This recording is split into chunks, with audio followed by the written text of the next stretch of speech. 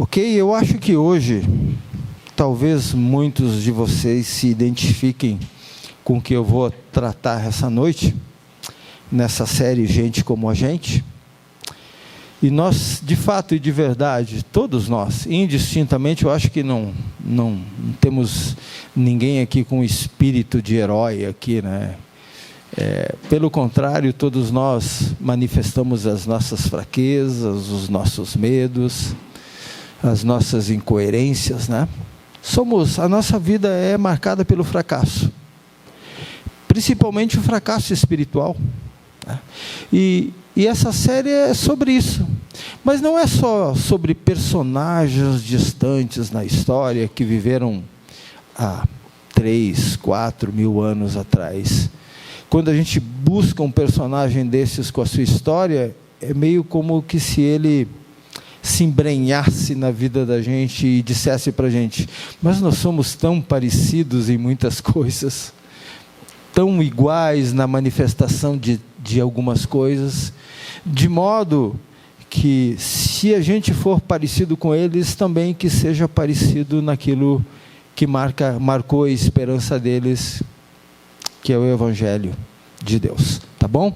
Só para a gente, hoje eu quero conversar com vocês nesse texto de Jeremias. Nós temos 18 versículos para ler, mas eu queria que você fosse, à medida que fosse lendo, você entrasse nessa história. Depois tem alguns detalhes que talvez você não saiba, mas vai te ajudar a entender melhor esse texto. Quando o sacerdote Pazur, filho de Imer, o mais alto oficial do templo do Senhor, ouviu Jeremias profetizando essas coisas, mandou espancar o profeta e prendê-lo no tronco que havia junto à porta superior de Benjamim, no templo do Senhor. Na manhã seguinte, quando Pazur mandou soltá-lo do tronco, Jeremias lhe disse: o Senhor já não chama Pazur, e sim Magor-Misabibe.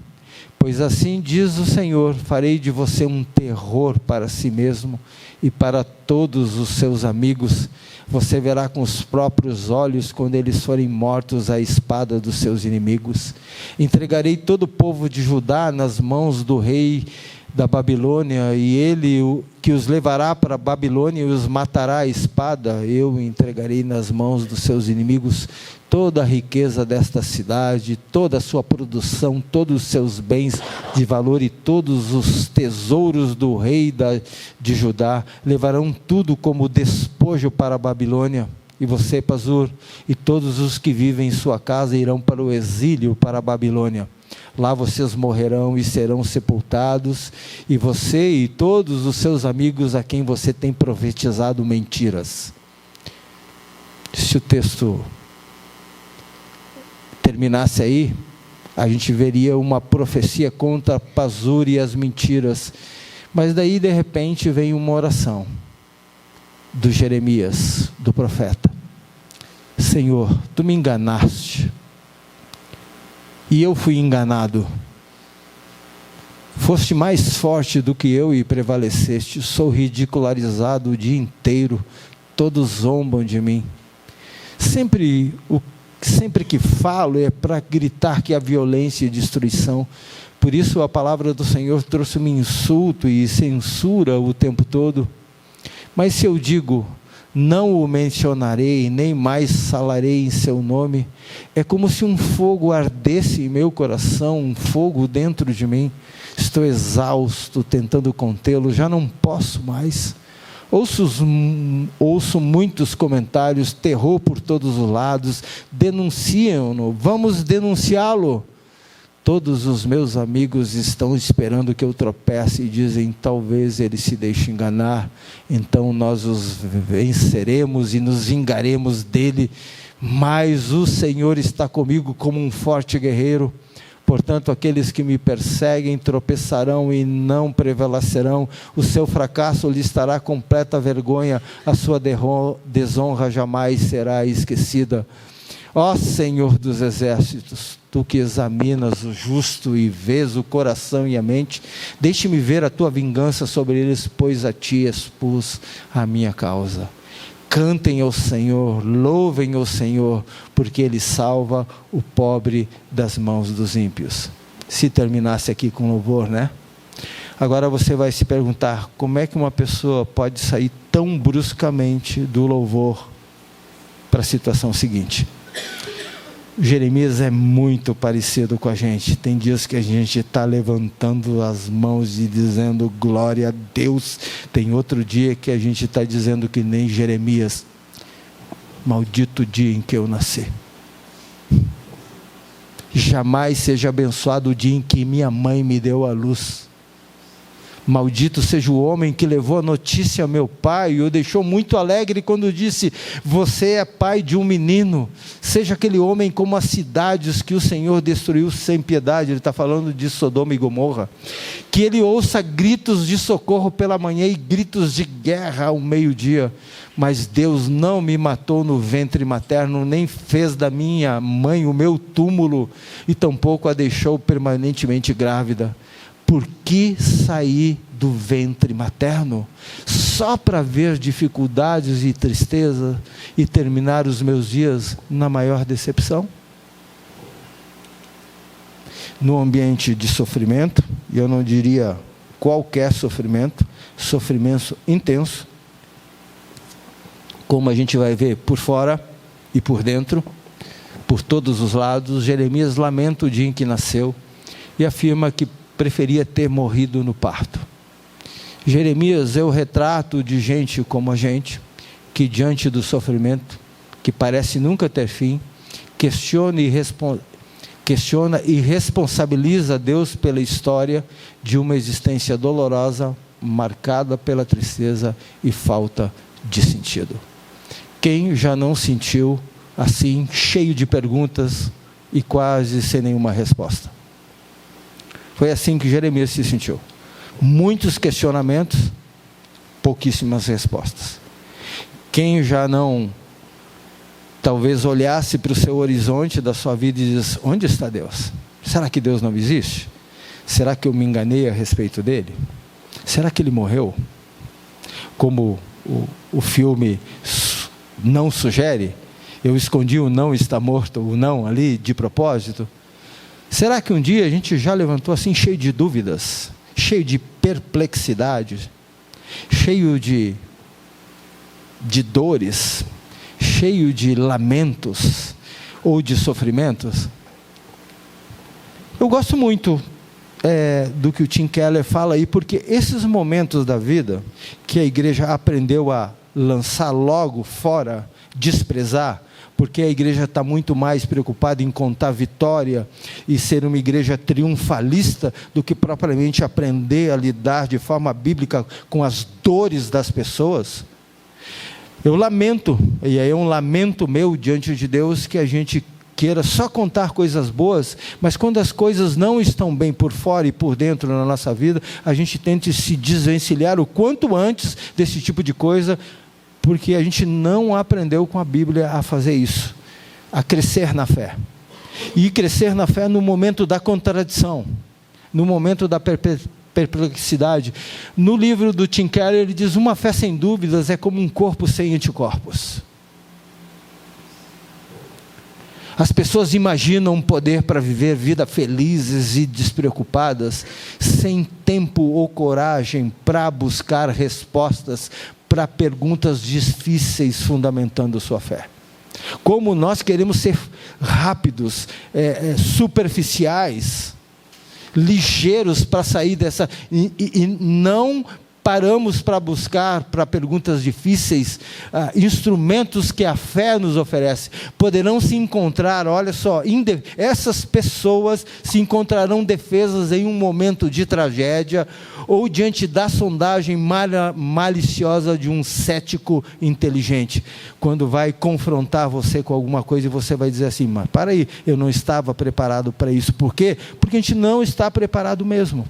A gente foge dessas realidades, mas são essas realidades que nos colocam frente a frente com Deus, para a gente crescer no conhecimento de quem Ele é e do que Ele de fato está fazendo na nossa vida. Ou talvez a gente possa levar o questionamento de um filósofo de tempos atrás, aonde ele levanta essas dúvidas, né? E a gente fica perplexo, vez ou outra, pessoas da igreja, ou até de fora da igreja, me perguntam, como é que eu posso crer num Deus se o mundo está esse estado de coisas aí, de confusão? Como posso crer em um Deus que se afirma totalmente bom e totalmente poderoso, diante do mundo, de tanto sofrimento na história? Como é que eu posso crer, quando eu olho ao meu redor e as pessoas estão vivendo de uma forma em que sofrem doenças, calamidades? Pense no que você quiser. E os crentes, não só as pessoas aí de fora, os cristãos se perguntam, ou quando não tem coragem para perguntar para o pastor, eles ficam com as suas dúvidas para si, porque eles acham que o pastor vai logo ignorar essas perguntas e vai dizer, vai para casa e vai orar. Não! São questões legítimas do nosso coração.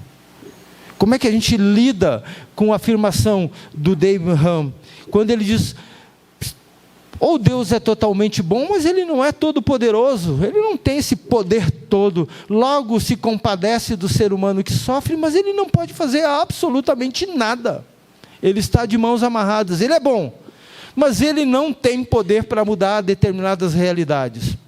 Ou, ainda, Ele é totalmente poderoso, mas não é bom, logo Ele poderia fazer algo diante do sofrimento humano, mas simplesmente não faz, porque a natureza dele não é boa. E eu sempre respondo, olhe para a cruz e veja lá que Deus é totalmente poderoso e totalmente bom. Lá Ele responde ao sofrimento humano, não se eximindo do sofrimento, mas fazendo parte do próprio sofrimento. O lamento de Jeremias, e aqui não é no livro de Jeremias, mas é num outro livro chamado Lamentações. Leia aquele livro. Eu sei que muita gente vai arrepiar o cabelo logo de cara e vai dizer assim, não, pastor, eu preciso de alguma coisa mais positiva. Preciso de uma coisa mais leve para a minha vida. Sabe, aquele negócio sem gordura, light, que não pese tanto, mas se tem livros da Bíblia que nos ajudam a compreender a vida, apesar de toda a desesperança, a dor, o lamento, a morte, o sofrimento das pessoas, um dia Jeremias desperta e ele, diante daquela realidade, porque o povo estava sendo levado cativo para a Babilônia, e ele com seus próprios olhos enxergava a morte de perto. Os babilônicos chegavam e tiravam a vida dos seus semelhantes, dos judeus, e violentavam as mulheres, e levaram cativo uma porção de gente, e ele um dia disse, Deus, o que pode me dar esperança diante de um mundo tão caótico, tão caído que eu vivo? E ele vai dizer, graças ao grande amor do Senhor é que não somos consumidos. A gente gosta muito desse versículo, pois as suas misericórdias são inesgotáveis, renovam-se a cada manhã, grande é a sua fidelidade. A gente não gosta desse texto, pois esse texto tem um contexto. O Jeremias está encontrando forças aonde em Deus, para poder lidar com a sua realidade. Nada fácil. Agora, olha para mim aqui. Por fora é um tempo de lutas. Por quê? Porque o sacerdote Pazur, só lembrar para vocês, Jeremias é de uma família de sacerdotes, mas Deus o chama para ser um profeta. E sabe o que o sacerdote mor, o chefe, o oficial do templo faz? Ele não gosta do discurso de Jeremias. E eu sempre digo uma coisa, discurso onde você chega para as pessoas e diz, o teu pecado vai te destruir, o teu pecado vai trazer consequências sérias para o teu casamento, o pecado vai trazer consequências sérias para os teus filhos, o pecado vai trazer consequências sérias, ele vai te derrotar e Deus vai te disciplinar, e diz, sai para lá pastor, eu não quero ouvir esse tipo de coisa. As pessoas não querem. E a reação de Pazur é a nossa reação quando o profeta se levanta e denuncia o pecado de Pazur. Pazur é sacerdote e ele tenta dar uma de profeta. E quando ele tenta ocupar uma função que não é sua, como Saul tentou fazer uma vez, logo o profeta Jeremias vem e denuncia as suas mentiras. Sabe por que o Pazur fazia? Ele dizia para si: nunca que Deus vai se voltar contra o seu povo. Jamais. Deus jamais vai levantar a sua mão contra o seu povo. Deus jamais vai tirar a nossa vida. Deus jamais vai punir o nosso pecado, nos levando para o exílio. Aqui é paz, paz e paz. Não parece ser um discurso mais popular do que o discurso de Jeremias? Como é que o sacerdote tenta calar Jeremias? Coloca ele no tronco, bate nele, coloca ele no tronco, junto à porta superior, uma das entradas do templo, e deixa ele lá. Ok. Aí, na manhã seguinte, o Pazur, que significa frutífero de todo lado, manda soltar o Jeremias. Mas Jeremias coloca um apelido sobre Pazur. Esse tal de frutífero de todo lado, o Pazur recebe o apelido de Jeremias, dizendo: você é Magur Missabib, que é terror por todos os lados. O homem fica tomado de raiva. Diz o texto que Jeremias então diz, no seu discurso inflamado, diz: farei de você um terror para si mesmo, e para todos os seus amigos você verá com os próprios olhos, quando eles forem mortos à espada dos seus inimigos. Gente, que tarefa de um profeta anunciar tragédia. Que tarefa de um profeta reunir o seu povo e dizer: vocês serão punidos, Deus vai tirar a vida de vocês. E entregarei todo o povo de Judá nas mãos do rei da Babilônia.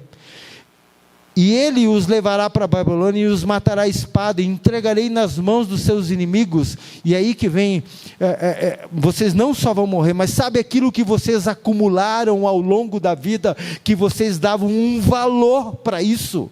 Sabe, todos os bens, todos os tesouros, tudo isso vai servir de despojo de guerra para o rei da Babilônia. Ele vai tomar tudo de vocês. Não é um discurso simpático, né? Não é um discurso que uma igreja hoje ouviria se o próprio Jesus entrasse aqui e diria assim: vocês estão vivendo muito mal diante dos olhos de Deus. E é por isso que Deus vai corrigir e disciplinar vocês. Eu lamento dizer, gente, mas Jesus não entraria em 90% das igrejas evangélicas do nosso país. Seria barrado na porta, ou talvez seria açoitado como foi, negado como foi, traído como foi, zombado como foi. Mas a gente precisa aprender a ouvir essas coisas.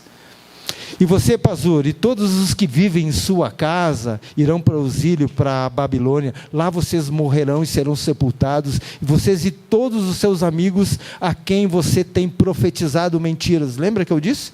As mentiras, Deus nunca vai fazer isso com a gente. Afinal de contas, a gente é um povo de pedigree. Nós temos por pai Abraão. Jesus ouviu isso no seu tempo. Quando alguns se aproximaram dele: nós temos por pai Abraão. Quem é o teu pai? Quem é a tua história? Qual é o teu pedigree? De onde você veio, cara? A gente acha que Deus não pune o nosso pecado. Ah, pastor, ele já puniu na cruz. Puniu. O que se torna pior para mim e para você, se a gente continua vivendo no próprio pecado, porque nós desprezamos a cruz. E eu não estou falando de pecar, eu estou falando de ser insistentemente, cometer o mesmo erro e prevalecer aí. Só para que vocês tenham essa ideia, esse tempo de lutas por fora na vida de Jeremias, levanta os crimes que Pazur havia cometido, fala da mentira. O texto no capítulo 8 vai falar da idolatria e até mesmo da violência com que esse sacerdote lidava, e o anúncio da morte, do exílio e do sofrimento que viria.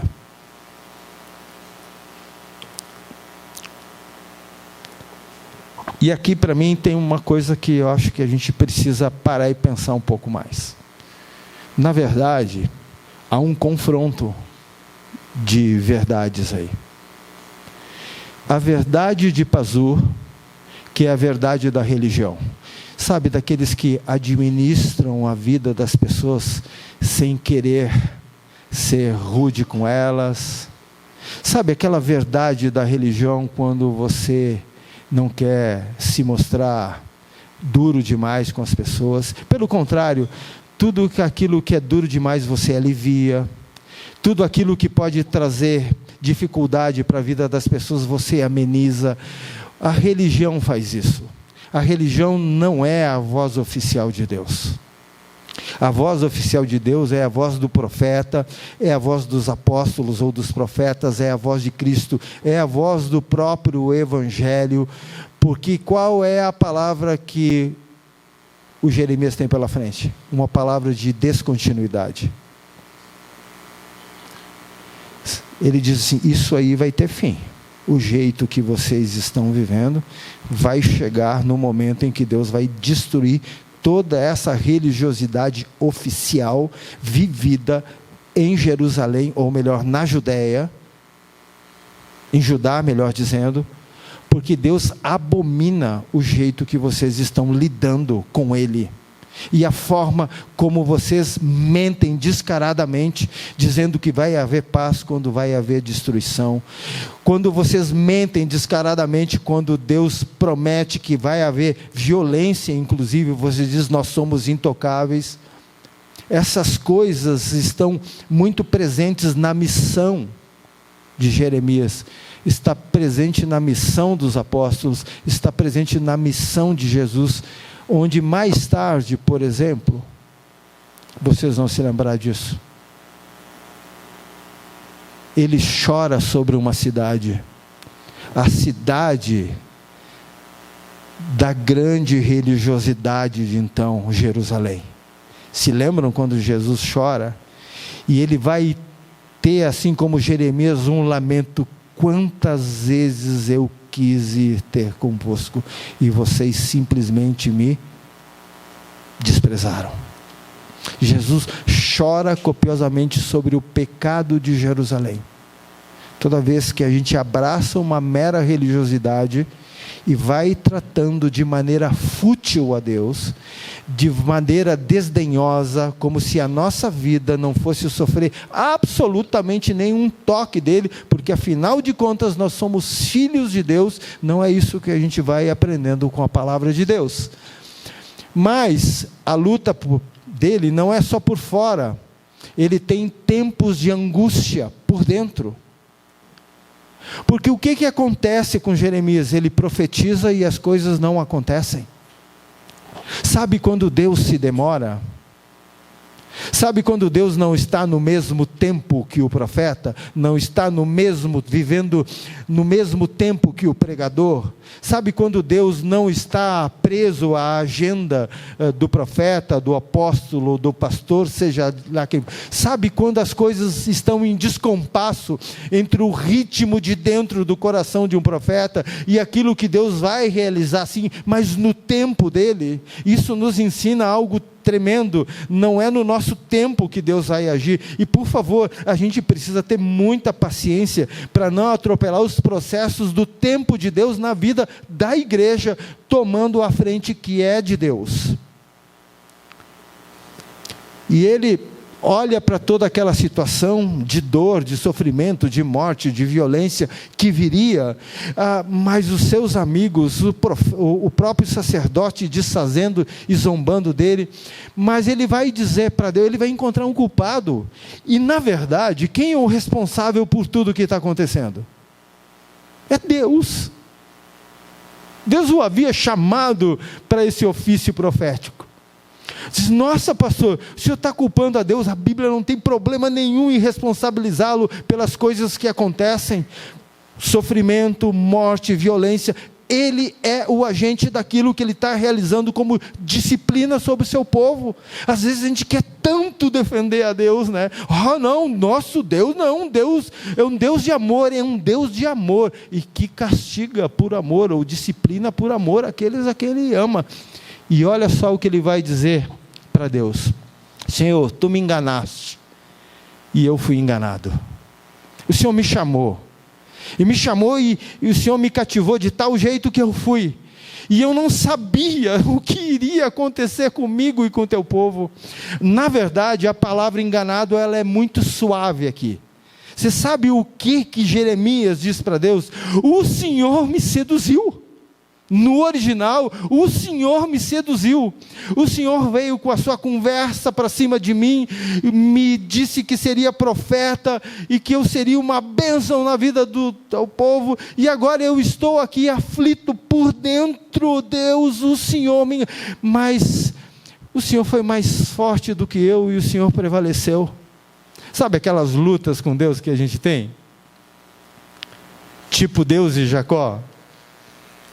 Jacó sai alegremente manco de uma batalha com Deus, né? Sai meio torto assim.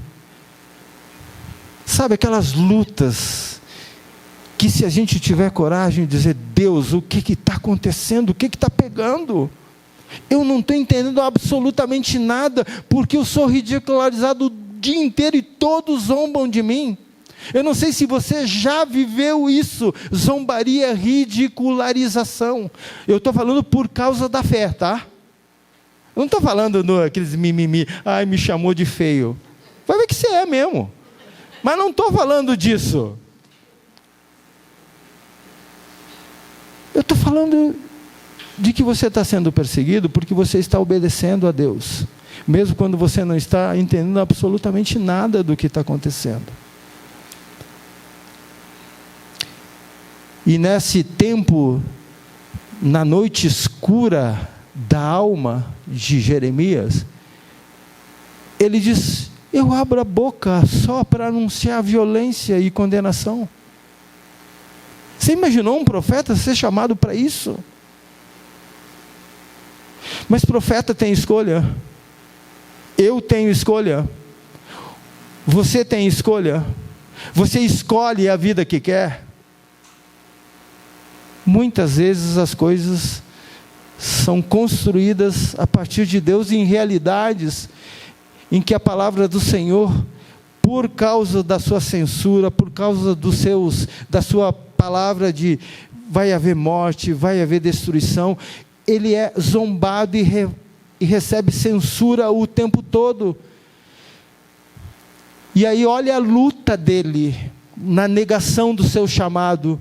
Mas se eu digo: não o mencionarei, nem mais falarei do seu nome. Deus, eu nunca mais vou abrir a boca para falar do teu nome, porque se eu abro, eu sei o que vai acontecer. As consequências de quando eu anuncio a tua palavra para o teu povo, então, sabe de uma coisa? Eu não vou falar mais, mas olha o que ele diz: mas eu não consigo, porque é como se fosse um fogo ardendo no meu coração, dentro de mim. O impulso, a força de falar de Deus é maior do que a tentativa de negá-lo. Você já tentou dizer: Deus, eu não abro mais a boca do Senhor para falar do Senhor para ninguém, mas um dia aquele negócio te consome por dentro e você diz, quando você percebe, você está ali de novo, falando de Deus, falando do seu amor talvez, mas falando também do seu juízo. Estou exausto tentando contê-lo, e ele diz: mas eu não consigo mais. Sabe por quê? Porque isso é a vocação de Deus para a vida da gente. A gente não escolhe pregar numa Disney, a gente escolhe, aliás, a gente é colocado em diversas situações que, se você dissesse para mim: pastor, se eu tivesse a chance de escolher, eu não escolheria. Botei no grupo da igreja lá um projeto Ri-Ha-Ri. O Elvis é um brilhantíssimo, que não é Presley, mas é um brilhantíssimo engenheiro. Você imagina a casa do cara do bom e do melhor. Ele esposa e 2 filhos foram chamados para Deus para ir para a Índia, deixar tudo e ir para a Índia. Numa cidade, onde eles têm o hábito de comer com uma mão e a outra eles limpam o bumbum. Você sabia disso? Quando eles vão defecar, a mão direita é para comer, a esquerda é para tirar a cacaca dali. Uma cidade sem estrutura nenhuma. E eu perguntei assim, cara, por que você está indo para lá? Não fui eu que escolhi, pastor. Eu fui escolhido por Deus para ir para esse local. Eu sei, a igreja ama o conforto, né? A gente foge dessas situações duras da vida. A gente quer o ar-condicionado, o carro. Hoje de manhã a gente veio para a escola dominical e chovia. Eu molhei a minha calça, molhei a minha bota, molhei a minha meia, molhei o meu casaco aqui. Daqui a pouco começou a chegar mais gente. Vocês vieram? Acho que a Naipi diz assim, eu queria ficar em casa. A Naipi diz assim, mas eu disse, eu vou. E veio no meio do caminho, ela viu uma senhorinha vindo a pé com guarda-chuva indo para a igreja. Uma senhorinha. E eu disse assim, sabe por que eu vim para cá hoje de manhã? Porque eu me lembrei dos missionários que vinham para a nossa região a cavalo para iniciar uma igreja, para iniciar um grupo e para pregar o evangelho. Sabe qual é o problema da gente? A gente tem muito conforto. Hoje está quente, hoje está frio. A gente tem muitos problemas em relação à vida da gente com Deus. Porque a gente escolhe se vem ou não vem. Tanto faz. E a gente acha que isso é normal. Porque é assim que a gente trata Deus. Com desleixo. É assim. Se esquenta demais, está quente demais. Se chove demais, porque chove demais.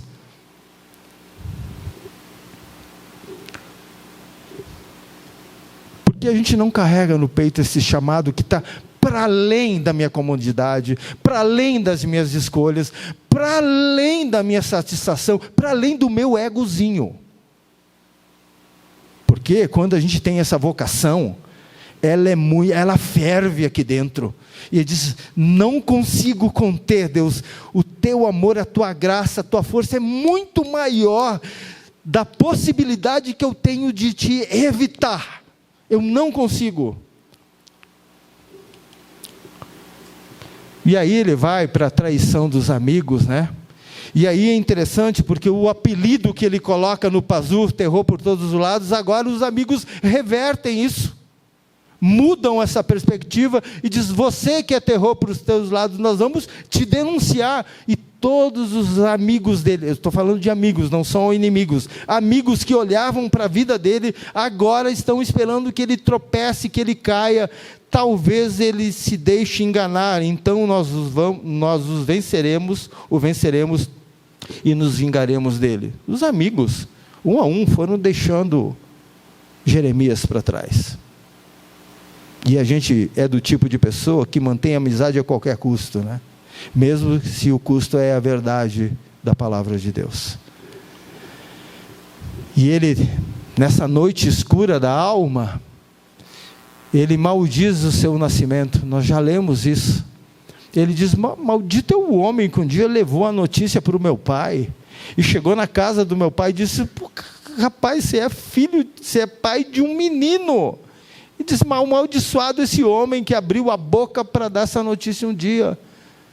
Jamais seja abençoado o dia em que minha mãe deu à luz. Olha como ele perde a perspectiva de algumas coisas. Seja aquele homem como as cidades que o Senhor destruiu, nós já lemos como Sodoma e Gomorra. E eu vou avançar um pouquinho, né? Mas Deus não me matou no ventre materno, nem fez da minha mãe o meu túmulo. Eu preferia nem ter nascido, ter morrido ali mesmo. As dores. Por que eu saí do ventre da minha mãe? Porque que eu experimento todas essas dificuldades e tristezas e eu termino os meus dias amargurado, decepcionado? O que está acontecendo?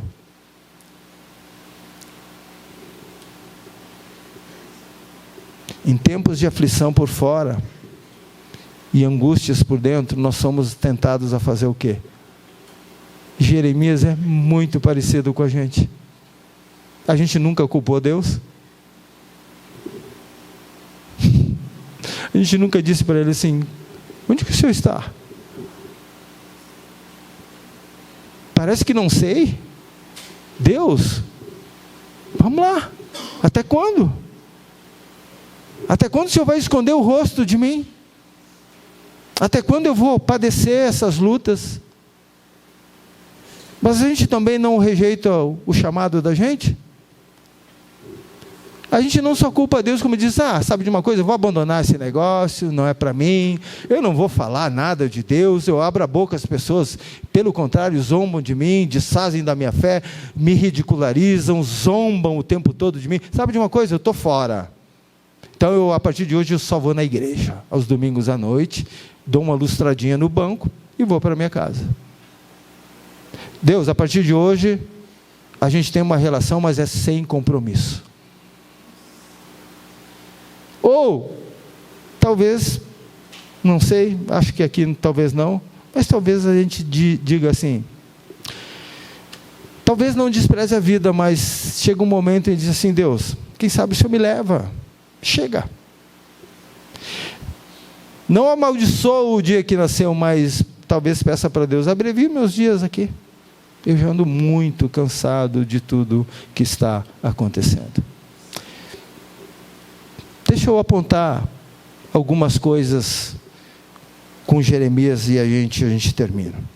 Eu creio que 3 lições muito preciosas que a gente aprende com Jeremias. Apesar de tudo isso, o que ele faz? Ele ora. Preste atenção.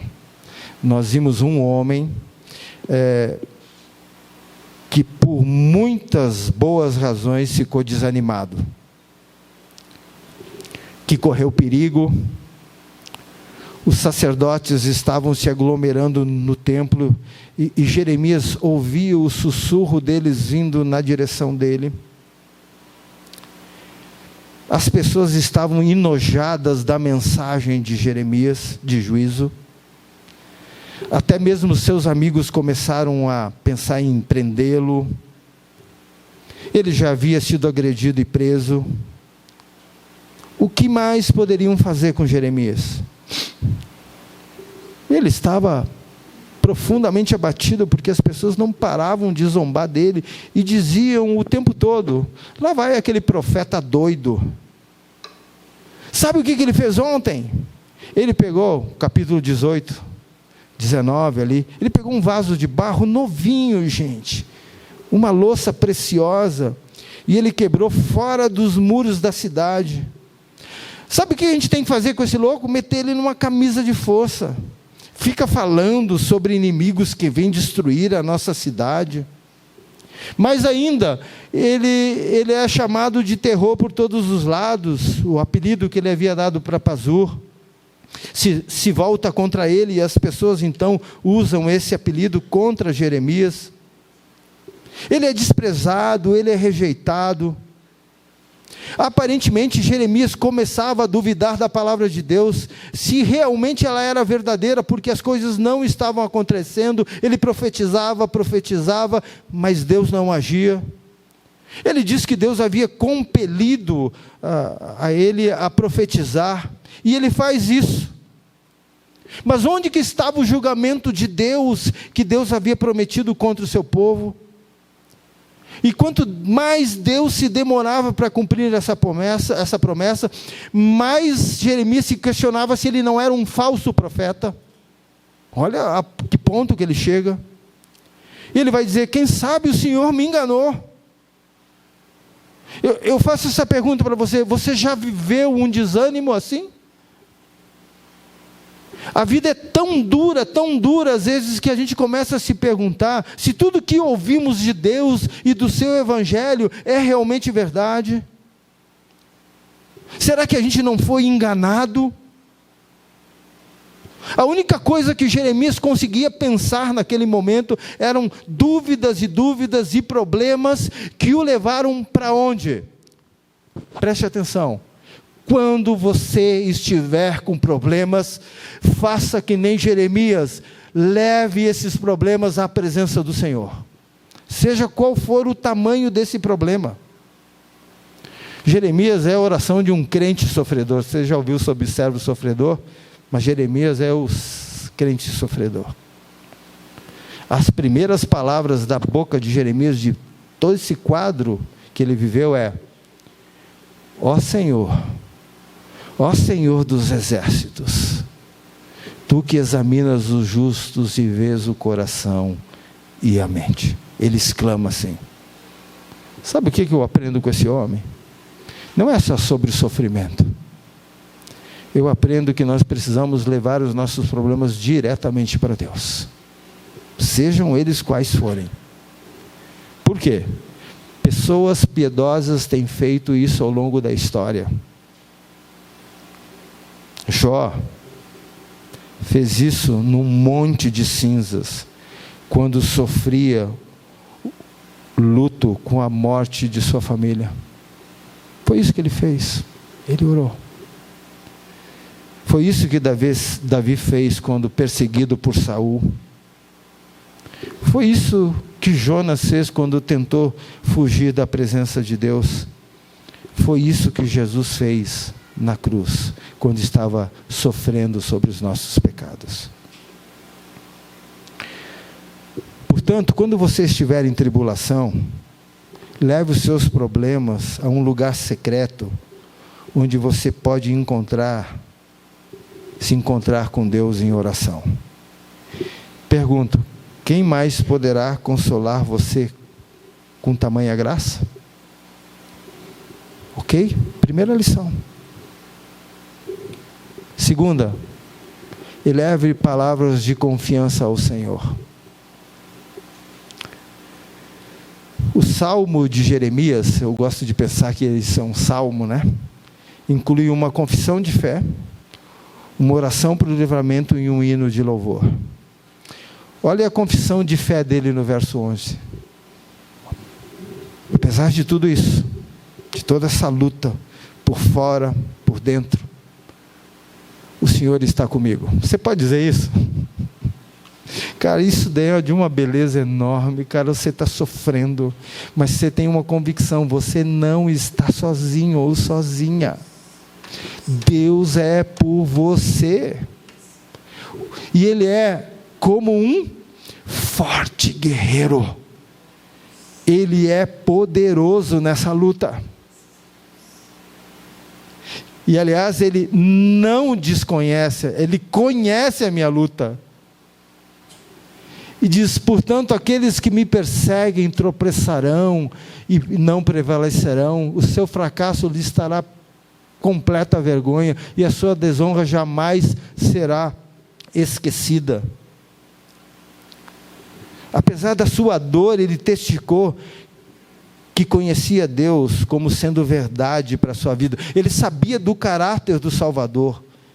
O Calvino, quando comenta esse texto, diz: Jeremias não duvidou que Deus seria a sua proteção suficiente. Deixa eu falar isso para você. Deus é para você lugar seguro, proteção suficiente, mesmo na hora mais avassaladora, mais escura da alma. E eu pergunto para você, qual é a sua confissão de fé? Não, eu não estou me referindo à confissão de fé que a gente faz aqui, creio em Deus Pai, Criador dos céus e da terra, creio no Filho que padeceu sobre Pôncio Pilatos, nasceu da Virgem Maria, creio no Espírito. Não é essa. Eu estou perguntando, quando os problemas vêm para você, e você percebe que nesse mundo caído, as coisas são terríveis, será que você consegue olhar para Deus e dizer: Ele é poderoso guerreiro na minha vida, Ele luta por mim? Deixa eu ver aqui. E olha o que Ele faz. Ele expõe a sua causa para quem? Ele não fica falando para os outros? Sabe para quem Jeremias leva a sua demanda? Diretamente para Deus. Diretamente para Deus.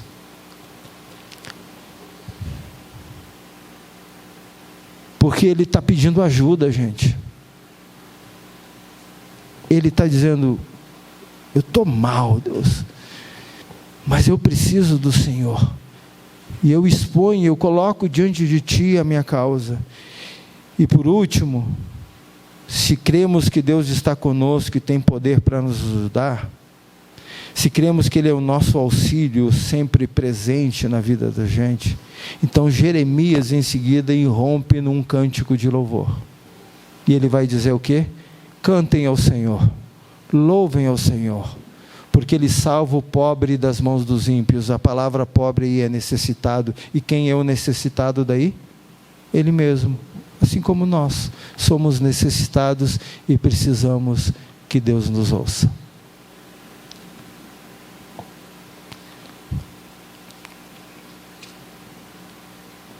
Seria tentador parar aqui, né? Com o salmo de louvor de Jeremias. Mas não é assim que a história termina. No último acorde do seu cântico, parece que vai se apagando, e Jeremias nos diz que ele preferia morrer. Em vez de celebrar seu aniversário, Jeremias amaldiçoou o dia em que nasceu. O humor de Jeremias saltou do elogio para a maldição com uma velocidade vertiginosa. Ele passa do louvor para o desespero. A princípio você lê esse texto e diz assim: mas não tem lógica, né? Mas quem disse que a vida da alma é sempre lógica?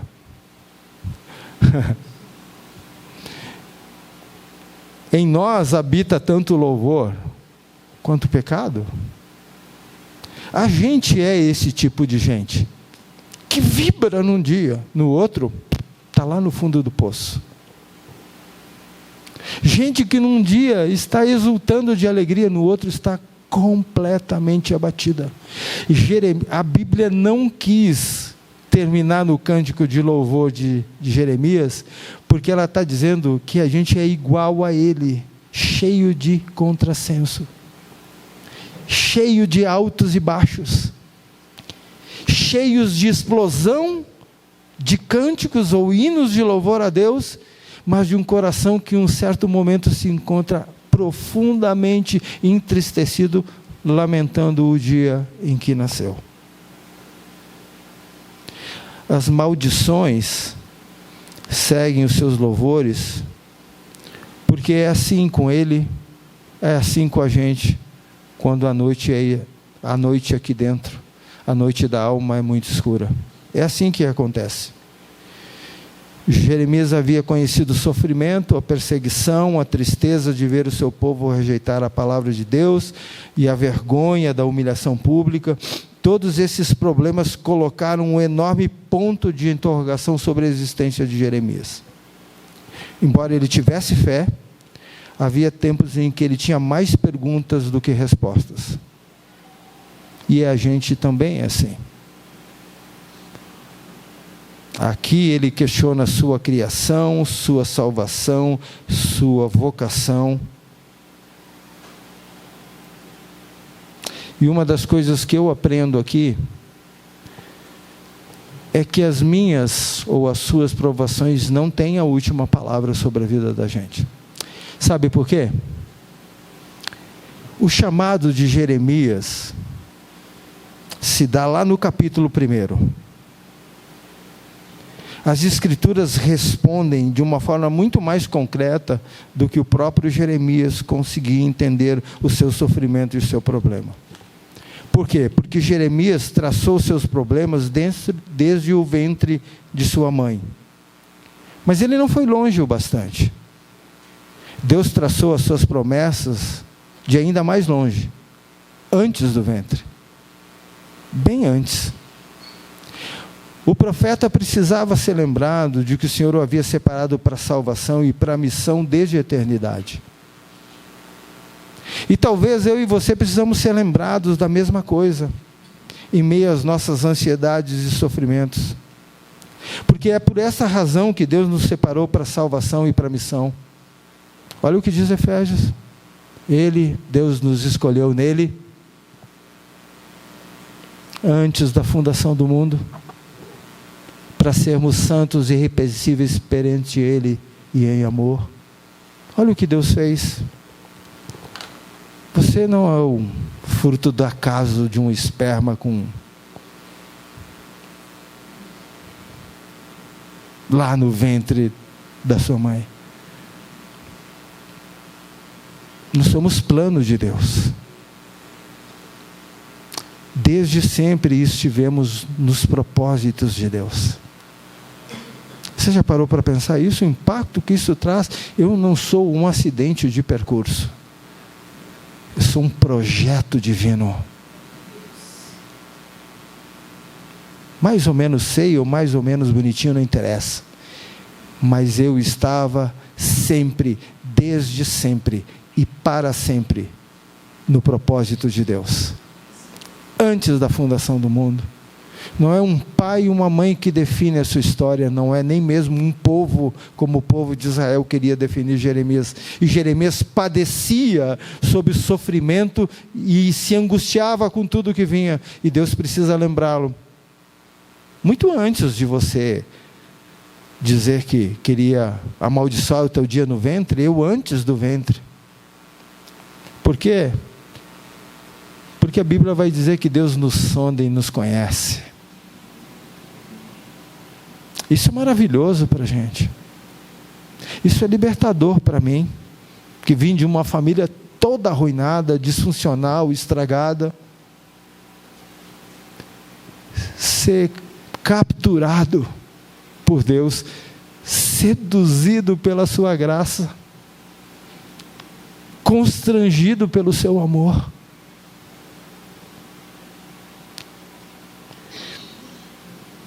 Mas não só em relação a isso. Ele também tem uma missão para a gente. Preste atenção. Eu posso perder a audiência aqui. É muito bonito dizer que a gente está desde sempre nos planos de Deus. Mas Ele não nos coloca na história sem finalidade, sem um fim, sem uma missão. E olha o que diz Efésios de novo, pois somos feitura dele. E olha que bonita essa palavra, né? No grego é poema. Por mais trágica, difícil, cheia de sofrimento que possa ser marcada a sua existência, as suas memórias que você carrega, você precisa saber, você é a obra de Deus. E mais, criado em Cristo Jesus por uma finalidade, boas obras. Não, eu não estou dizendo que é entregar a cesta básica, eu não me canso de dizer isso. É ser representatividade do amor e da graça de Deus na história, as quais Deus, de antemão, de novo, preparou para que andássemos nela. Deus só não separou você desde sempre, na eternidade, e eu não sei como isso acontece, tá bom? Eu não sou Deus para explicar isso, mas eu sei que Ele fez isso, mas eu sei que Ele fez mais ainda. Ele me colocou dentro de um cenário, de uma cidade, de uma igreja, aonde eu posso manifestar as boas obras em Cristo Jesus, para a glória daquele que me escolheu, desde sempre e para sempre. A gente precisa entender isso, gente.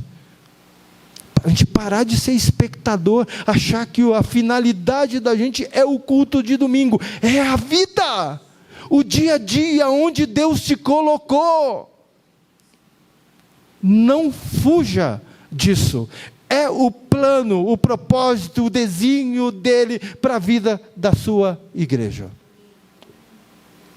E eu espero que agora na ceia, Deus abra os nossos olhos, alcance o nosso coração quando a gente comer o pão e beber o cálice.